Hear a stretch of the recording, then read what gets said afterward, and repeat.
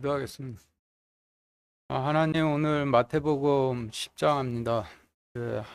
오늘 마태복음 10장을 통해서 복음이 어떤 의미를 갖는다는 것인지 분명히 깨달을 수 있도록 허락하여 주시옵소서. 예수 그리스도 이름으로 기도드렸습니다. 아멘.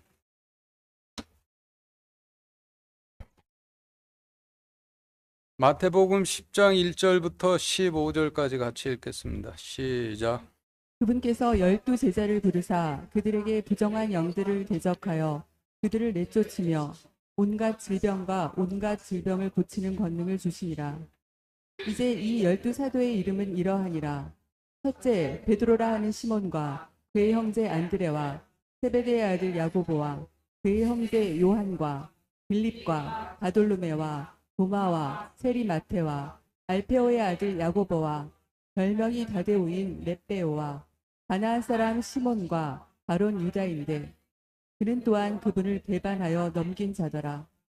예수님께서 이 12를 내보내시며 그들에게 명령하여 이르시되 너희는 이방인들의 길로도 들어가지 말고 사마리아 사람들의 어떤 도시로도 들어가지 말며 오직 이스라엘의 집에 잃어버린 양들에게로 가라. 너희는 가면서 선포하여 이르되 하늘의 왕국이 가까이 왔느니라 하라. 병든 자들을 고쳐주고 나병 환자들을 정결하게 하며 죽은 자들을 살리고 마귀들을 내쫓되 너희가 거저받았으니 거저주라. 너희 돈주머니에 금이나 은이나 놋을 준비하지 말고 여행을 위해 진보딸이나 겉옷 2벌이나 흰이나 지팡이들을 준비하지 말라. 일꾼이 자기의 먹을 것을 받는 것이 마땅하니라. 너희가 어느 도시나 마을에 들어가든지 그 안에서 합당한 자를 알아내고 거기서 떠나기까지 거기 머물라. 또 너희가 어느 집에 들어갈 때에 그 집에 문안하라. 그 집이 합당하면 너희 화평이 그것 위에 임하게 하되 그것이 합당하지 아니하면 너희 화평이 너희에게 되돌아오게 할지니라. 누구든지 너희를 받아들이지 아니하고 너희 말을 듣지 아니하거든 너희가 그 집이나 도시에서 떠날 때에 너희 발의 먼지를 떨어버리라. 진실로 내가 너희에게 이르노니 심판날에 소돔과 고모라 땅이 그 도시보다 견디기 쉬우리라. 과거 정복자였던 몽골의 칭기스칸 아시죠? 칭기스칸은 정복에 앞서 사신들을 보내죠. 사신들을 보내는 이유는 메시지를 전하기 위함인데, 사신들이 전했던 칭기스칸의 메시지는 성문을 열고 항복하면 내 백성으로 삼아주마. 그러나 거절하면 전부 죽이고 버리겠다라는 메시지였죠. 칭기스칸의 사신들이 찾아왔는데 그곳 지도자가 포도주에 취해서 칭기스칸이 그동안 행해왔던 기적과 같은 전투들과 그의 심판이 얼마나 무서운지에 대해서 깨어있질 못했다라면은 칭기스칸의 메시지를 전하러 온 사신들에게 도대체 칭기스칸이 누구야? 라고 하면서 칭기스칸 사신들 모욕해서 내쫓았겠죠. 그러면은 분노한 칭기스칸 군이 공격을 해 성문을 부수고 진입하면은 깨어있질 못했던 지도자들을 따르던 백성들은 전부 칼로 죽이고 지도자들은 전부 붙잡아 거꾸로 세운 후에 은과 납을 펄펄 끓여서 그 콧구멍과 귓구멍에 부어 죽이고 도시는 전부 불태워버렸다라고 하죠. 칭기스칸의 사신들이 전한 칭기스칸의 메시지는 성문을 열고 항복하면 내 백성 삼아주마. 그러나 거절하면 전부 죽이고 불태워버리겠다라는 메시지였는데, 그 메시지를 받아들인 자들에게는 복음이 되지만은 그 메시지를 거부한 자들에게는 저주가 되는 것이죠. 지금 읽으신 마태복음 본문 말씀도 이와 똑같은 내용이에요. 주님께서 제자들을 2명씩 짝지어서 사신으로 이스라엘 백성들에게 보내셨다라는 말씀인데, 제자들이 가서 전한 주님의 메시지는 나를 왕으로 받아들이면은 내 백성들 삼아주마. 그러나 거절하면 전부 죽이고 불태워 버리겠다라는 메시지죠. 그런데 그 지역 지도자가 깨어 있었다면은 주님께서 그동안 행해 오셨던 기적과 주님의 엄중한 심판의 말씀을 듣고 영접해 주님의 법을 따르는 주님의 백성들이 되는 것이고, 지도자가 포도주를 마시고 취해 잠이 들어 있었다라면은 주님의 메시지를 전하러 온 제자들에게 도대체 예수가 누구야? 도대체 그가 누구길래 우리가 그를 받아들여야 되는 거야? 라고 하면서 제자들을 모욕해 내쫓았겠죠. 그러면 주님께서 멸하시기 위해 임하실 때 전부 죽이고 태워버리시는데, 유대 로마 제국 간의 전쟁사를 보시면은 사륙하고 태우시기 위해 임하실 때 그냥 멸하시질 않죠. 완전한 환란이라는 의미를 가진 7년 환란을 겪게 하신 후 전부 다 불태워버리셨죠. 지금 읽으신 본문 말씀이 복음이 되는 것인데, 단지 받아들이냐 아니냐에 따라서 복음이 되기도 하고 저주가 되기도 하는 거예요. 그러니 주님께서 전하라 하신 메시지 중에서 듣기 좋은 말만 골라내 거기에다가 복음이라는 이름을 붙여 전하면은 그거는 주님을 대적하는 완전한 반역이자 이단이 되는 거죠. 칭기스칸이 자신의 사신들을 선택해 자신의 메시지를 그대로 전하라 명했는데, 가서 칭기스칸이 시킨 대로 전하지는 않고 듣기 좋은 말만 골라서 전해주면은 들은 사람들이 칭기스칸의 심판의 실체를 깨달을 수가 없죠. 깨닫지를 못해 입으로는 당신의 법을 따르는 백성이 되겠습니다 라고 칭기스칸에게 항복을 해놓고는 실제로는 칭기스칸의 법에 순종치를 않고 과거 자신들의 지도자들의 법을 계속 따르면서 살겠죠. 그런데 어느 날 칭기스칸이 도둑처럼 임해 자신의 백성들이 되겠다 항복했던 자들이 자신의 법을 따르지는 않고 엉뚱한 법을 따르고 살고 있는 것을 보게 된다라면, 그때는 가차없이 전부 죽이고, 전하라 한 메시지를 그대로 전하지 않고 듣기 좋은 말만 골라 전한 사신은 거꾸로 세워놓고 은과 납을 끓여서 콧구멍, 귓구멍에 부어 죽이고 도시는 전부 불태워버리겠죠.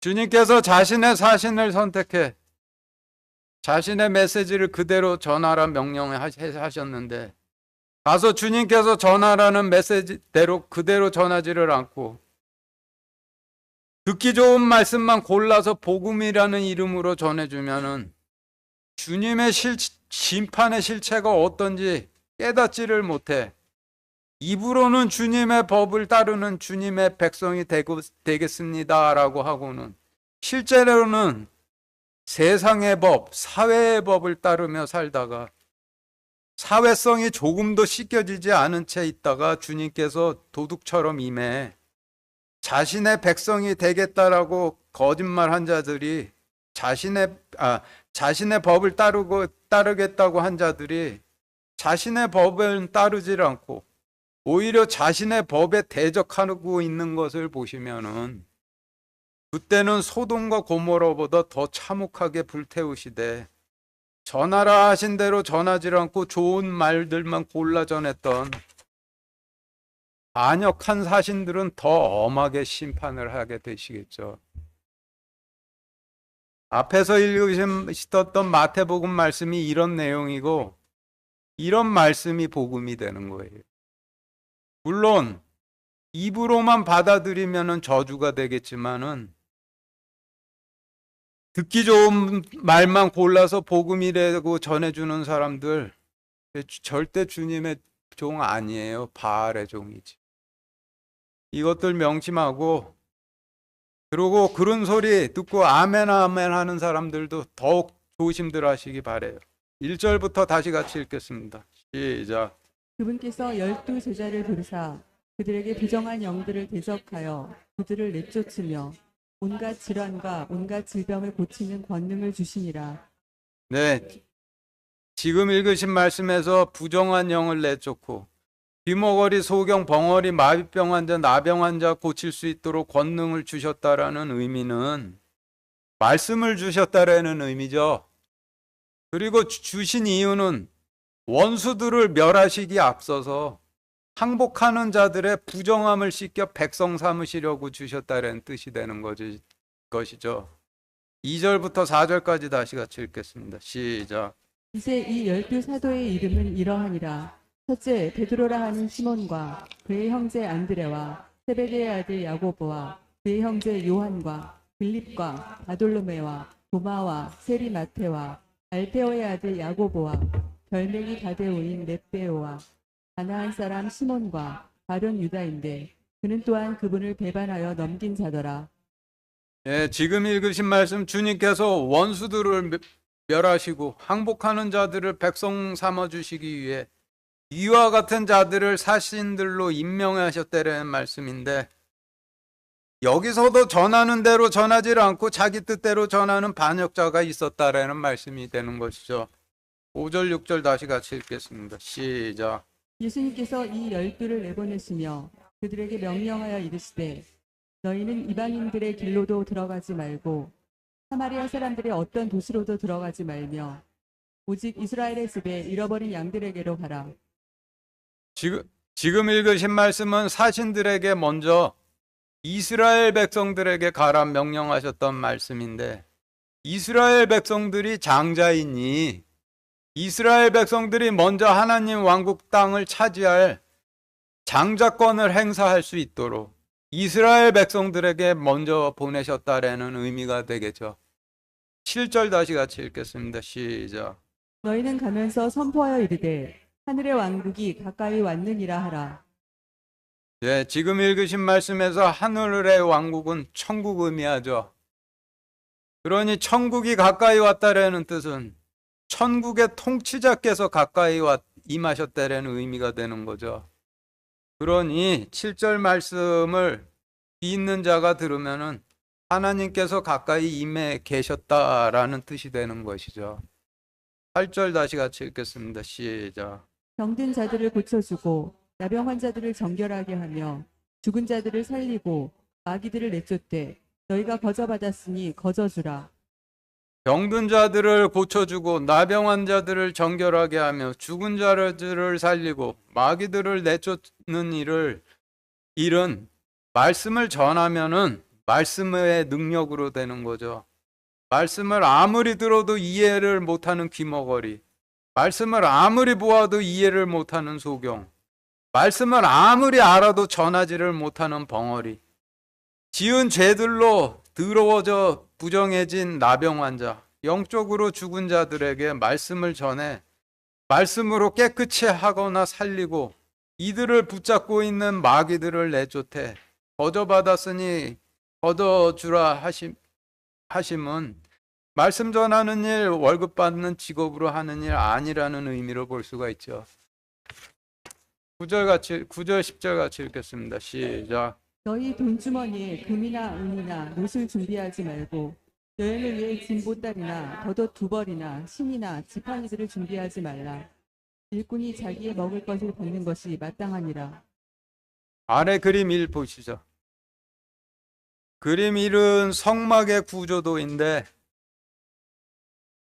금이나 은이나 놋을 준비하지 말라 하신 말씀에서 금과 은과 놋을 성막의 관점에서 본다라면은 여러분들 교재표 1과 같은데, 금은 성소 안에 있는, 그림 보세요. 성소 안에 있는 금 등잔과 누룩 없는 빵을 놓는 금 테이블과 금 분향단과 그리고 지성소 안에 있는 금으로 된 성계가 되고, 은은 그 은으로 만든 성막 나무 기둥 받침대들과 휘장들을 연결하는 고리들을 의미할 테고, 놋은 놋으로 만든 제단과 뒤에 있는 놋으로 만든 물을 담는 그 물두멍이 되겠죠. 그래서 이어서 그림 2 보시죠.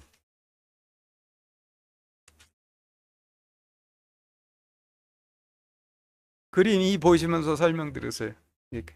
진보다리나 더도 두 벌이나 신이나 지팡이를 준비하라 하신 말씀에서 진보다리 더도 두 벌 신 지팡이들도 성막의 관점으로 보면은 그 여러분들 교재 표 2와 같이 정리가 되는데 그 진보다리는 성막을 이동할 때 성막을 분해해 이삿짐으로 싸야 되죠. 이삿짐으로 쌓아놓은 보따리를 진보다리라고 하시는 거죠. 에스겔서 16장 10절 같이 읽겠습니다. 시작. 또 너를 신어온 것으로 옷 입히며 모서리 가죽신을 신기고 고운 아마포로 너를 두르며 비단으로 너를 덮어주고. 네, 지금 읽으신 말씀에서 너는 이스라엘을 뜻하죠. 그러니 이 에스겔서 말씀은 이스라엘을 성막처럼 천과 오소리 가죽을 가지고 그 네 겹으로 싸주셨다라는 의미가 되는데, 이스라엘은 하나님 왕국이고 성막은 하나님 왕국을 상징을 하니 하나님 왕국을 네 겹으로 싸주셨다라는 에스겔서 말씀을 성막의 관점으로 본다라면은 에스겔서에서의 오소리 가죽은 그림 2에서 성막 가장 바깥을 덮은 오소리 가죽 덮개가 되겠죠. 그래서 성경에서 신이라 하심은 성막의 가장 바깥을 덮은 방수력이 탁월한 오소리 가죽 덮개를 상징하고, 그리고 더도 두 벌이라 하심은 그림 2에서 성막 바깥으로부터 두 번째, 세 번째 덮개를 의미를 하고, 지팡이라 하심은 성막의 기둥들을 의미하고, 그리고 참고로 성막 가장 안쪽 덮개는 속옷을 의미하고, 입구에 걸려있는 휘장은 겉옷으로 제자들이 이미 입고 있는 하나님의 의를 상징을 하게 되겠죠.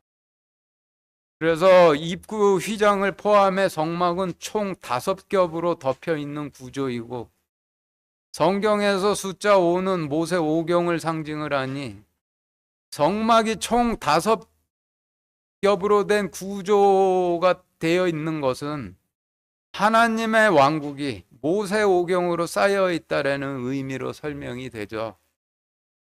이를 신약시대 버전으로 설명을 하면은, 신약시대의 하나님 왕국은 창세기를 포함해 4복음서로 써여 있다라고 할 수 있는데, 하나님 왕국으로 들어가면은 구약시대 때에는 하나님 왕국을 덮고 있는 모세 오경을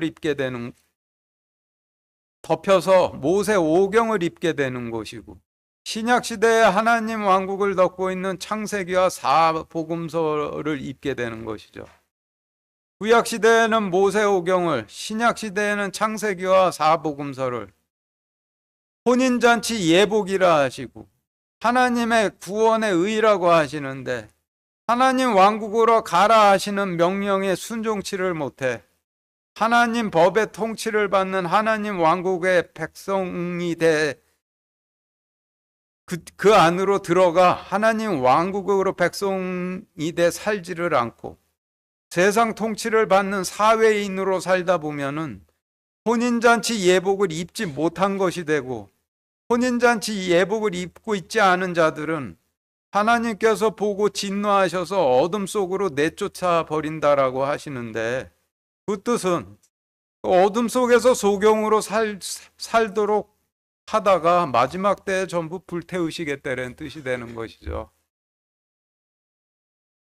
그렇다면은 신약시대의 약속의 땅은 어디 있냐? 이방인들이 있는 곳이 약속의 땅이고, 이방인들은 여러분들 학교나 직장에서 만나는 사람들이 전부 이방인들이 되는 것이죠.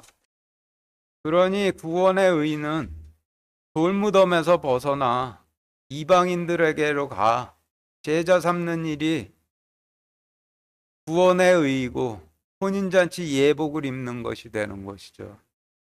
지금까지 9절 10절 말씀을 성막과 비교해 본 결과 성막과 일치를 하니 9절 10절에서 너희는 돈주머니에 금이나 은이나 놋을 준비하지 말고 여행을 위해 진보다리나 덧옷 두 벌이나 신이나 지팡이들을 준비하지 말라 하심은 나의 사신으로 이스라엘 백성들에게 갈 때 성막을 가지고 가지 말라라는 의미가 되죠. 그러면 성막을 가지고 가지 말라 하는 명령은 왜 하셨느냐? 제자들은 왕의 메시지를 전하는 사신들이기도 하지만은 주님을 왕으로 받아들이겠다라고 서원하는 백성들을 하나님 왕국으로 받아들이는 제사장들이기도 하죠. 그런데 아무리 하나님 왕국 백성이 되겠다 원해도 제단과 대속 건물 없이는 아무도 절대로 하나님 왕국으로 들어갈 수가 없는데, 그런데 성막과 제단을 가지고 가지 말라 하셨으면은 제단과 대속 건물은 도대체 무엇으로 대신하느냐? 그것은 10절 말씀 안에 답이 있는데 10절 다시 같이 읽겠습니다. 시작.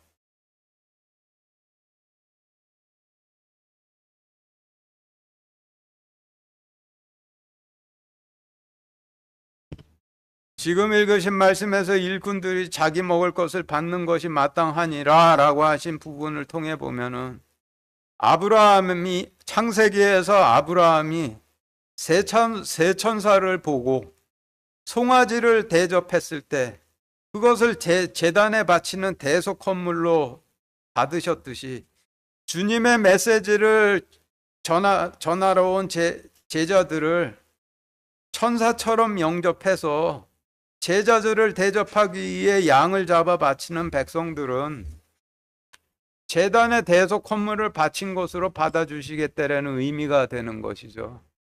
그래서 성막과 제단 가지고 가지 말고 그냥 가라 하신 것이 되는 것이죠. 11절부터 15절까지 같이 읽겠습니다. 시작. 너희가 어느 도시나 마을에 들어가든지 그 안에서 합당한 자를 알아내고 거기서 떠나기까지 거기 머물라. 또 너희가 어느 집에 들어갈 때 그 집에 문안하라. 그 집이 합당하면 너희 화평이 그것 위에 임하게 하되 그것이 합당하지 아니하면 너희 화평이 너희에게 되돌아오게 할지니라. 누구든지 너희를 받아들이지 아니하고 너희 말을 듣지 아니하거든 너희가 그 집이나 도시에서 떠날 때 너희 발에 먼지를 떨어버리라. 진실로 내가 너희에게 이르노니 심판날에 소돔과 고모라 땅이 그 도시보다 견디기 쉬우리라. 네, 지금 읽으신 말씀을 간단하게 요약하면은 나의 메시지를 가진 사신이자 제사장으로 가는 너희를 영접해 받아들이는 자들은 나의 백성으로 삼아주마.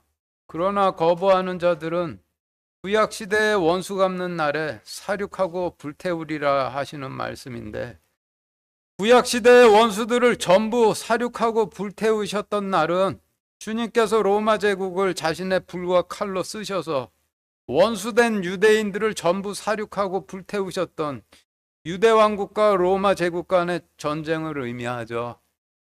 그런데 주님께서 마지막 심판을 위해 임하실 때는 반드시 나팔 소리와 함께 임하시니 그 초림 때 주님의 임하심을 아는 나팔 소리는 하늘의 왕국이 가까이 왔느니라 라고 외쳤던 제자들의 외침이 나팔 소리였던 셈이 되죠. 여호수아 때 여리고성 주변을 하루 한 번씩 돌며 나팔을 불다 마지막 날에는 7번을 완전하게 불고 나서 여리고성을 멸하셨듯이 제자들이 이스라엘 전역을 돌며 하늘 왕국이 가까이 왔느니라 라고 외치다가 다 외치고 나면은 그때는 사륙과 불태우시는 일이 시작되는데, 신약 시대에도 전 이방 땅에 하늘 왕국이 가까이 왔느니라 라고 다 외치고 나면은 다음엔 사륙과 불태우시는 일이 시작되는데 이를 7년 대환란이라고 하시는 것이죠. 그러니 그 전까지는 반드시 하나님 왕국의 백성들이 되어야 되겠죠. 16절부터 22절까지 같이 읽겠습니다. 시작. 보라, 내가 너희를 보내는 것이 양을 이들 가운데로 보내는 것과 같도다. 그러므로 너희는 뱀같이 지혜롭고 비둘기같이 무해하라. 오직 사람들을 조심하라. 그들이 너희를 공회에 넘겨주고 자기들의 회당들에서 너희를 채찍질하리라. 또 너희가 나로 인하여 총독들과 왕들 앞에 끌려가 그들과 이방인들에게 증언하리라. 그러나 그들이 너희를 넘겨줄 때 너희가 어떻게 혹은 무엇을 말할까 염려하지 말라. 너희가 말할 것을 바로 그 시각에 너희에게 주시리니 말하는 이는 너희가 아니요 너희 안에서 말씀하시는 너희 아버지의 영이시니라. 또 형제가 형제를 아버지가 자식을 죽음에 넘겨주며 자식들이 자기 부모를 대적하여 일어나 그들을 죽게 하리라. 또 너희가 내 이름으로 인하여 모든 사람에게 미움을 받을 터이나 끝까지 견디는 자는 구원을 받으리라.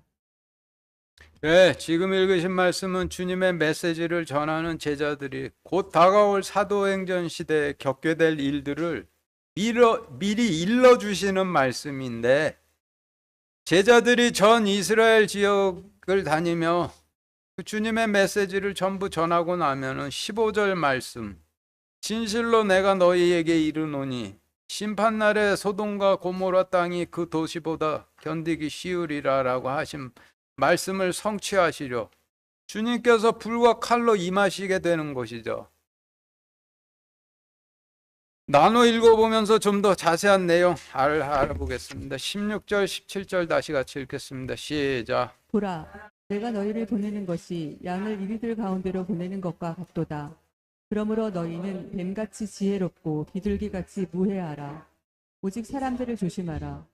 그들이 너희를 공회에 넘겨주고 자기들의 회당들에서 너희를 채찍질하리라.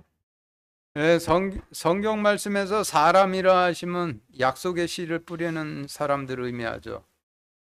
초림 때는 제사장들과 바리새인들과 제사장들과 바리새인들이 그 약속의 씨를 뿌리는 역할을 담당하는 자리를 꿰차고 앉아 약속의 씨를 뿌리기는커녕 자신들도 하나님 왕국으로 들어가지를 않고 안에된 백성들도 들어가질 못하도록 막으며 주님과 주님의 제자들은 막이 들린 이단이라고 하였으니 17절 말씀은 앞으로 곧 다가올 사도행전 시대에 수제사장들과 바리새인들을 조심하라. 그들이 너희를 공회에 넘겨주고 자기들의 회당에서 너희를 채찍질하리라 라고 일러주시는 말씀이 되죠. 사도행전 5장 29절 40절과 40절부터 42절까지 이어서 같이 읽겠습니다. 시작. 이에 베드로와 다른 사도들이 응답하여 이르되 우리가 사람들보다 하나님께 순종하는 것이 마땅하니라. 그들이 그의 말에 동의하고 사도들을 불러서 채찍질하고 그들이 예수님의 이름으로 말하지 못하게 명령한 뒤 그들을 놓아주니라. 사도들은 자기들이 그분의 이름으로 인해 수치당하는 일에 합당한 자로 여겨진 것을 기뻐하며 공회 앞을 떠나니라. 그들이 날마다 성전에서와 모든 집에서 예수 그리스도를 가르치고 선포하는 것을 그치지 아니하니라. 네, 지금 읽으신 말씀은 주님께서 미리 제자들에게 일러주셨던 16절, 17절 말씀대로 사도행전 시대에 수제사장들과 바리새인들이 주님의 사자들인 제자들을 공회에 넘겨주고 자신들의 회당에서 채찍질했다라는 말씀이죠. 18절 다시 같이 읽겠습니다. 시작. 또 너희가 나로 인하여 총독들과 왕들 앞에 끌려가 그들과 이방인들에게 증언하리라.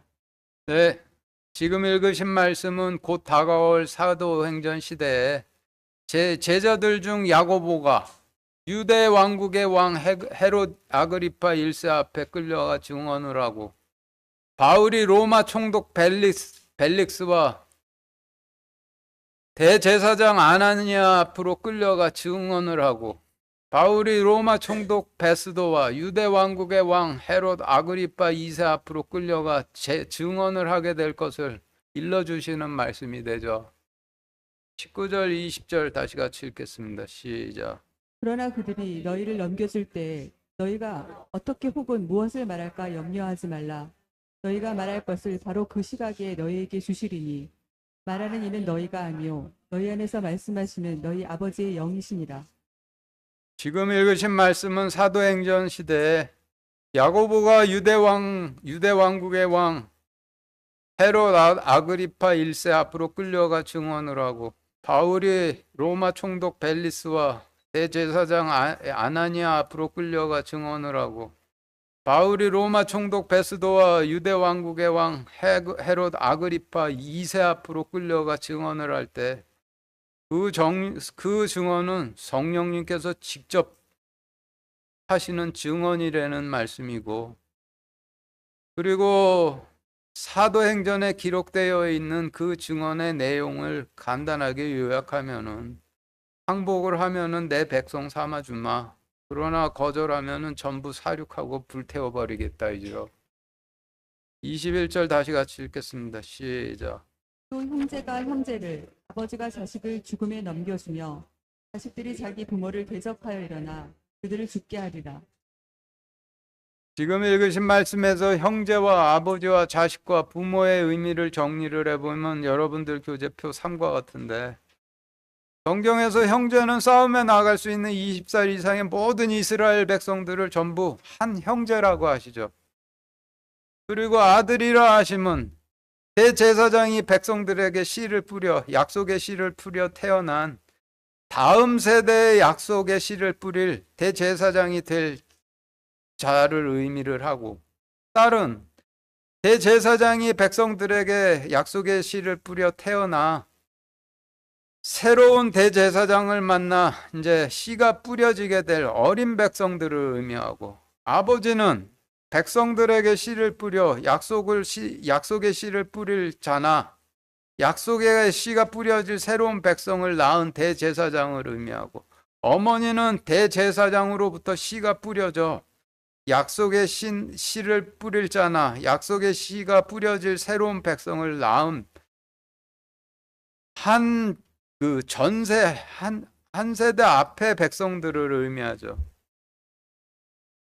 그래서 형제가 형제를 죽음에 넘겨줄 것이라 하심은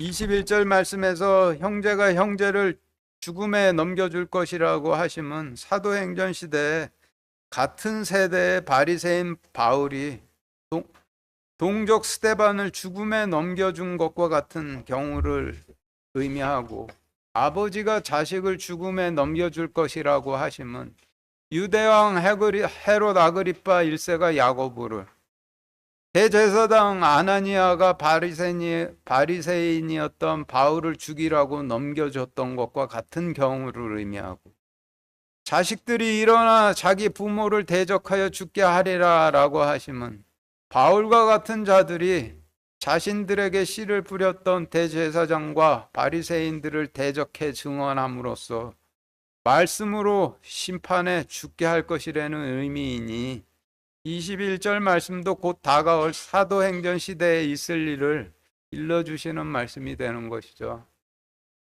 22절 다시 같이 읽겠습니다. 시작. 또 너희가 내 이름으로 인하여 모든 사람에게 미움을 받을 터이나 끝까지 견디는 자는 구원을 받으리라.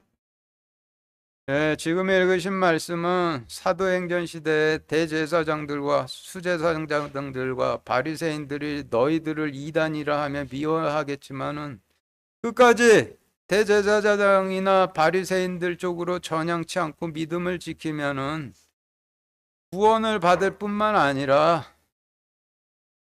주님께서 사륙하시고 불태우시는 날로래 구원을 또 그 화로부터도 피할 것이라는 말씀이 되는 것이죠. 23절 다시 같이 읽겠습니다. 시작.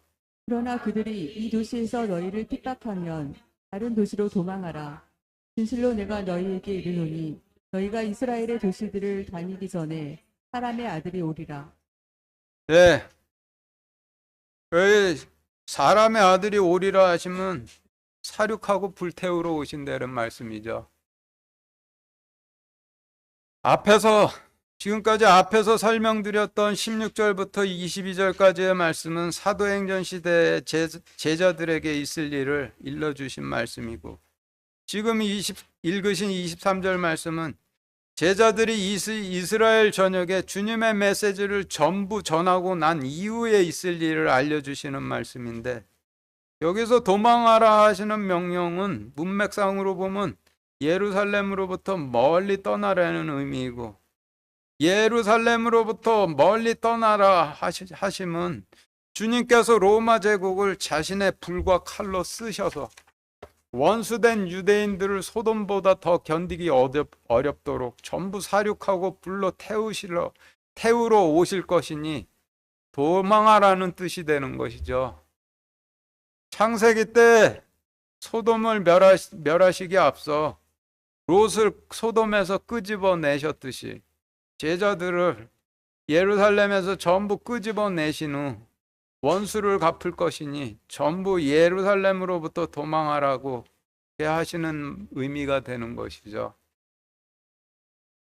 유대 왕국과 로마 제국 간의 전쟁은 돌발적으로 일어나 때마침 유월절을 보내러 온 약 100만 명에 이르는 유대인들이 예루살렘 성에 로마군에 의해 포위가 돼 갇혔는데, 전쟁 기간 동안 50만 명은 예루살렘 성에 갇혀 있다 굶어 죽고 30만 명은 자기들끼리 칼로 죽이거나 십자가에 못 박아 죽여 자멸했고, 20만 명 남았을 때 로마군이 진입해 10만 명은 죽이고 10만 명은 노예로 팔아버린 후 예루살렘 성은 전부 다 불태워버렸다 하죠.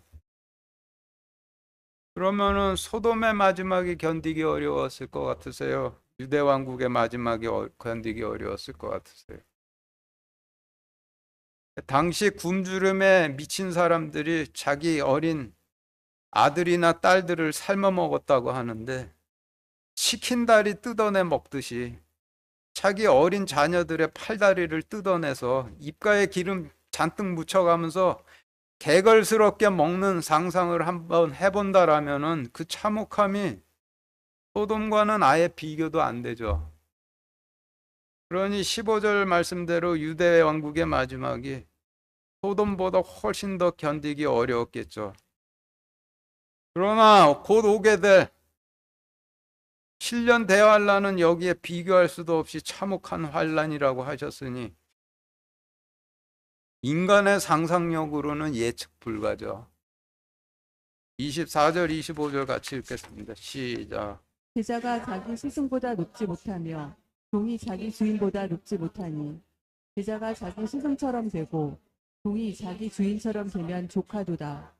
그들이 그 집 주인을 바알세붑이라 하였거든 하물며 그 집 사람들은 오죽하겠느냐.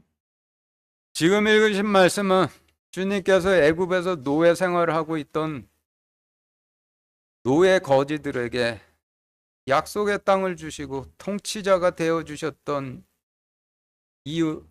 이유를 설명하시는 말씀이 되는데, 주인처럼 될 수 없는 종들을 주인처럼 만드시고 스승처럼 될 수 없는 제자들을 스승처럼 만드시기 위함이었다라는 말씀이죠. 그런데 종을 주인처럼 만드시고 제자들을 스승처럼 만드신다 하시면 아들로 만드신다라는 뜻이니, 24절 25절 말씀은 종과 제자들을 하나님의 아들로 삼고자 하셨던, 전 구약 시대 동안 비밀스럽게 봉인되어 있던 주님의 원대한 계획을 드러내시는 말씀이 되는 것이죠. 주님께서는 이런 원대한 계획을 가지시고 애굽에서 노예 생활을 하던 거지 노예들을 이끌고 나오셔 심판의 말씀으로 깨끗이 씻기신 후 약속의 땅을 주시고 약속을 주시고 열매 맺으라는 명령을 주시고 떠나셨다 다시 오셨는데, 그 후손들인 종들이 다시 오신 주님을 바알세불이라고 부르니 주님을 따르는 제자들에겐 더할 것이라는 말씀이 되죠. 26절 다시 같이 읽겠습니다. 시작. 그런즉 그들을 두려워하지 말라.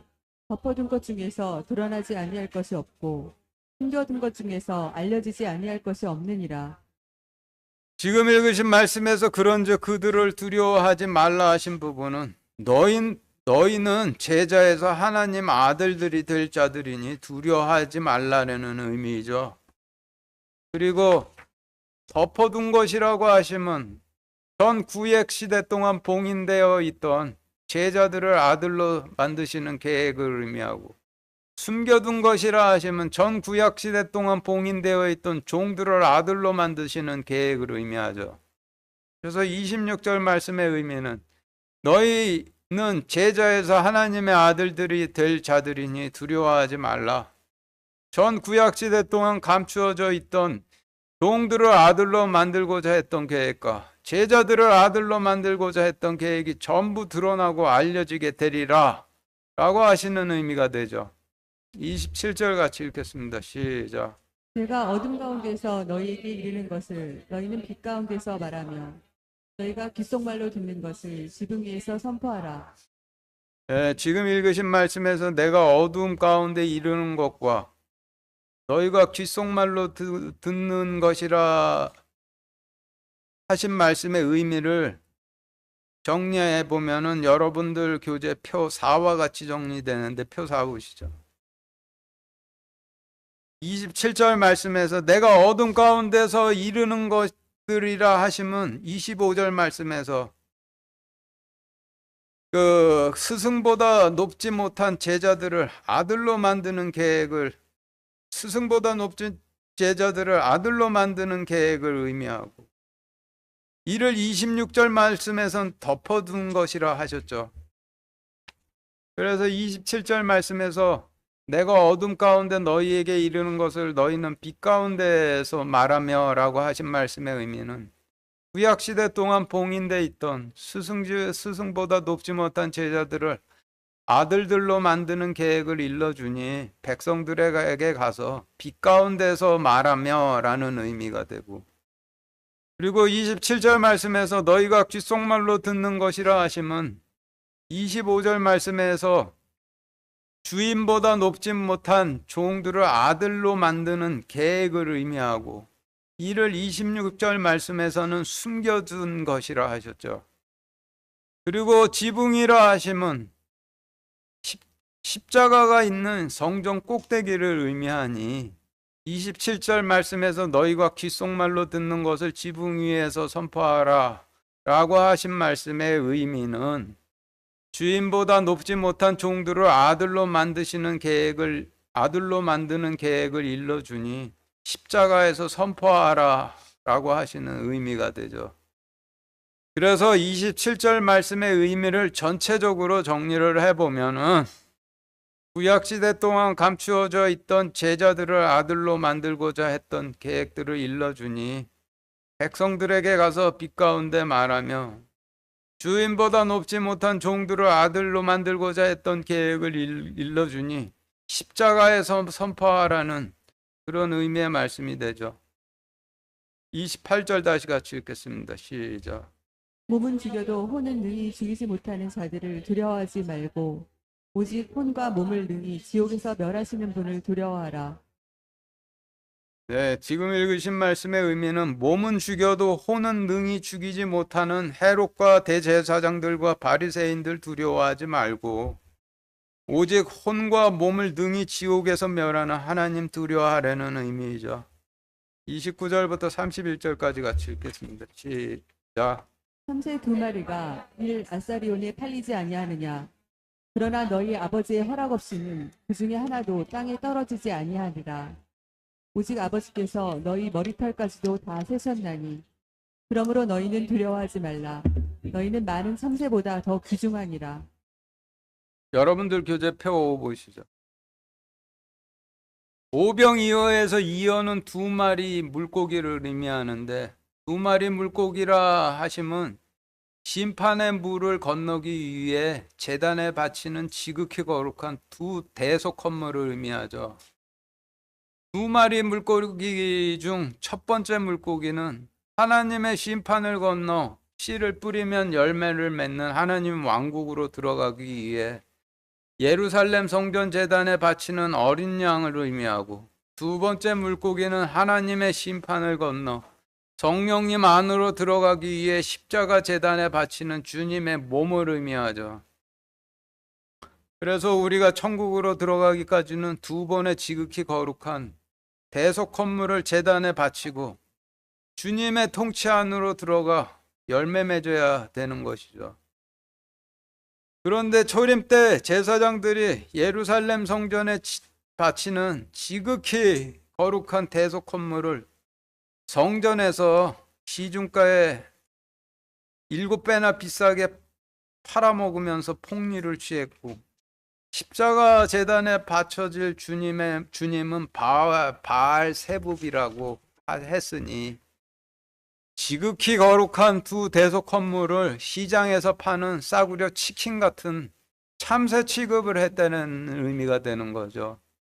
그래서 29절 말씀에서 참새 2마리가 1아사리온에 팔리지 아니하느냐라고 하시면 지극히 거룩한 두 대속 헌물이 시장에서나 파는 싸구려 참새들처럼 팔리지 아니하느냐라는 의미이고, 그러나 너희 아버지 허락 없이는 그중 하나도 땅에 떨어지지 아니하리라라고 하시면 아버지의 허락 없이는 절대 이와 같은 일들이 잊혀지지도 않고 전부 심판에 넘겨지게 될 것이라는 의미가 되는 것이죠.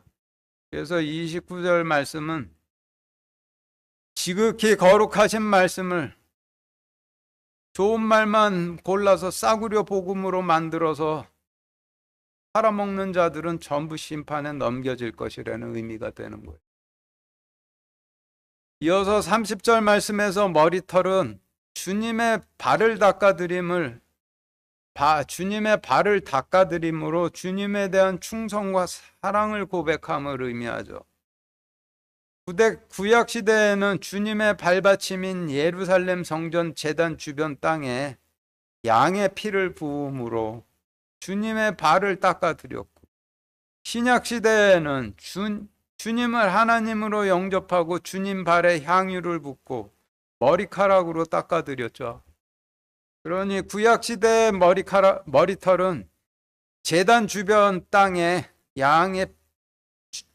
제단 주변의 땅을 양의 피로 정결히 하고 하나님을 왕으로 영접하며 하나님께 대속 헌물을 바치는 제사를 의미하고, 신약 시대의 머리털은 주님의 피로 정결이 된 십자가 제단에서 주님을 하나님으로 받아들이며 주님의 몸을 바치는 제사를 의미하는데 기도가 되는 것이죠. 그래서 오직 아버지께서 너희 머리털까지도 다 세셨나니라고 하시면 너희가 대속 헌물을 바치며 드렸던 기도들을 다 기억하시고 계신다라는 의미가 되는 것이죠. 그리고 31절, 그러므로 너희는 두려워하지 말라. 너희는 많은 참새보다 더 귀중하니라 라고 하신 말씀에서 여기서 참새는 날짐승의 의미로 쓰였는데, 성경에서 날짐승은 말씀은 싸구려 복음으로 팔아먹고 성전 가장 꼭대기에 존재하는 주님의 자리에 날라가 앉은 제사장들을 날짐승들이라 하시죠. 지금은 그런 성직자들을 의미할 테고, 그러니 31절 말씀의 의미는 그러므로 너희는 두려워 말라. 너희는 말씀으로 싸구려로 팔아먹는 많은 성직자들보다 더 귀중하니라 라는 의미가 되는 것이죠. 32, 33절 같이 읽겠습니다. 시작. 그런즉 누구든지 사람들 앞에서 나를 시인하면 나도 하늘에 계신 내 아버지 앞에서 그를 시인할 것이요, 누구든지 사람들 앞에서 나를 부인하면 나도 하늘에 계신 내 아버지 앞에서 그를 부인하리라. 지금 읽으신 말씀은 그런즉 누구든지 지극히 거룩한 대속 헌물을 싸구려 참새 2마리처럼 팔아먹고 있는 제사장들과 바리새인들 앞에서 나를 시인하면은 나도 하늘에 계신 내 아버지 앞에서 그를 시인할 것이요, 누구든지 지극히 거룩한 대속 헌물을 싸구려 참새 2마리처럼 팔아먹고 있는 제사장들과 바리새인들 앞에서 나를 부인하면 나도 하늘에 계신 내 아버지 앞에서 그를 부인하리라라는 의미로 해석이 되죠. 그리고 이를 신약 시대의 버전으로 옮기면은 그런즉 누구든지 지극히 거룩한 대속 헌물을 싸구려 복음으로 팔아먹고 있는 자들 앞에서 나의 제자들이 전하는 메시지를 시인하면은 나도 하늘에 계신 내 아버지 앞에서 그를 시인할 것이요. 누구든지 지극히 거룩한 대속 건물을 싸구려 복음으로 팔아먹고 있는 자들 앞에서 나의 제자들이 전하는 메시지를 부인하면은 나도 하늘에 계신 아버지 앞에서 그를 부인하리라 라고 하시는 의미가 되죠. 34절부터 36절까지 같이 읽겠습니다. 시작. 내가 땅에 화평을 보내러 온 줄로 생각하지 말라. 나는 화평이 아니라 검을 보내러 왔노라. 사람이 자기 아버지를, 딸이 자기 어머니를, 며느리가 자기 시어머니를 대적하여 불화하게 하려고 내가 왔나니 사람의 원수가 자기 집안 사람들이니라. 지금 읽으신 말씀은 주님께서 제자들을 통해 보내시는 메시지는 화평의 메시지가 아니라 검이라는 말씀이죠. 그리고 사람, 딸, 며느리는 새로운 세대들로 신약 시대에 속하게 된 백성들을 의미하고, 아버지, 어머니, 시어머니는 구세대로 구약 시대에 속하는 속해 있는 백성들을 의미하겠죠. 그래서 34절부터 36절까지의 말씀의 의미는 주님께서 제자들을 통해 전하게 하신 메시지로 인해서 말씀을 팔아먹은 구약 시대에 속한 제사장들과 바리새인들과 그들을 따르는 백성들이 주님을 받아들인 신약 시대에 속하게 된 백성들 간에 불화하게 되어 신약 시대에 속한 백성들의 원수들이 구약 시대에 속한 백성들이 될 것이라는 의미가 되는 거죠. 37절, 38절 같이 읽겠습니다. 시작. 아버지나 어머니를 나보다 더 사랑하는 자는 내게 합당하지 아니하고 아들이나 딸을 나보다 더 사랑하는 자도 내게 합당하지 아니하며 또 자기 십자가를 지고 내 뒤를 따르지 아니하는 자도 내게 합당하지 아니하니라. 지금 읽으신 말씀을 싸구려로 전하는 수제사장들과 그들을 따르는 백성들을 진리보다 더 사랑하는 자들은 내게 합당하지 아니하고, 말씀을 싸구려로 전하는 자들이 씨를 뿌려 낳은 자녀들을 진리보다 더 사랑하는 자도 내게 합당하지 아니하며, 십자가 제단을 마음에 가지고 성령님 안으로 들어가기를 늘 기도드리며 나를 따르지 아니하는 자도 내게 합당하지 아니하니라 라는 의미가 되는 거죠. 39절 같이 읽겠습니다. 시작.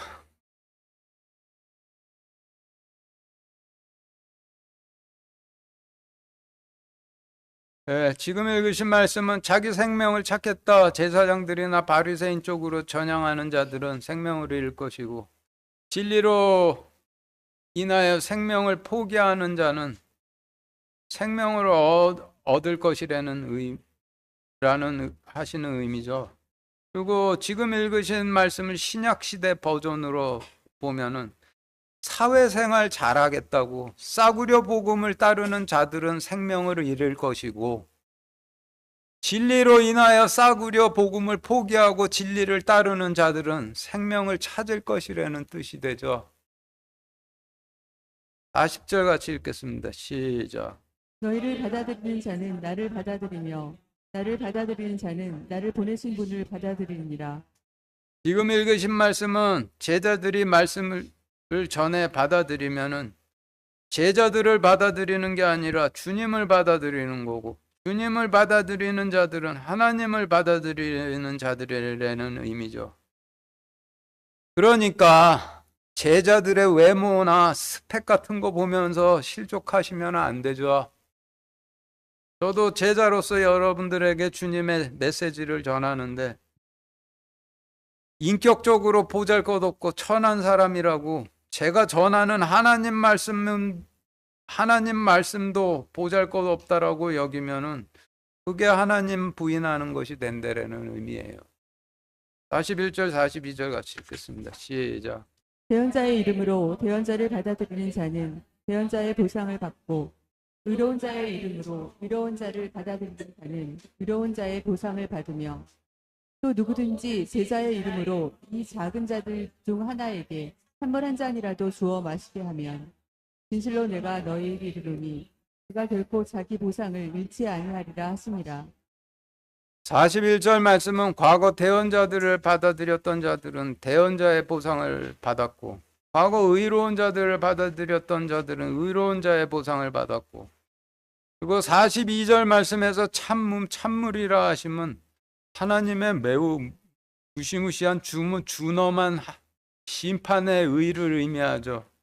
그러니 42절 말씀의 의미는 누구든지 나의 제자의 자격으로 싸구려 복음을 듣고 취해 있는 개념 없는 자들에게 하나님의 준엄한 심판을 전해 정신을 차리도록 하는 자들은 결코 자기 보상을 잃지 아니하리라 라고 하시는 의미가 되죠. 오늘 전체 말씀이 복음인데 받아들이면 복음이지만은 받아들이지 않으면 저주가 되는 것이죠. 그런데 하나님 말씀, 하나님의 심판은 다 빼놓고 듣기 좋은 말만 추려서 복음이라고 들려주면은 전하는 사람이나 듣는 사람이나 양쪽 다 발을 당하게 되는 거예요. 그리고 제 말을 제자의 말로 받아들였으면은 이제 교인들 그만하시고 이방인들에게 가는 제자들 되세요. 돌무덤에서는 열매 절대로 못 맺으세요.